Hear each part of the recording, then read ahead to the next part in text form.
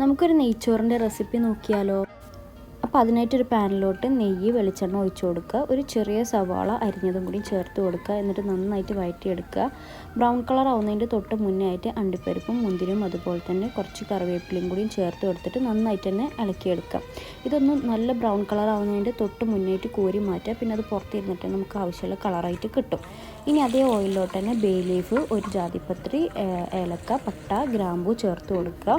പിന്നെ അതിലോട്ട് ഞാൻ ചേർത്ത് കൊടുക്കുന്നത് വെള്ളം. ഞാൻ 1 കപ്പ് അരിയാണ് എടുത്തിട്ടുള്ളത്. അതിന് 2 കപ്പ് മെഷർമെൻറ്റിലാണ് വെള്ളം എടുത്തിട്ടുള്ളത്. വെള്ളം തിളച്ച് വന്നു കഴിഞ്ഞാൽ ഉപ്പും അതുപോലെ തന്നെ നമ്മൾ കഴുകി ഊറ്റി മാറ്റി വെച്ചിട്ടുള്ള അരിയും കൂടി ചേർത്തിട്ട് അടച്ച് വെച്ച് വേവിച്ചെടുക്കാം.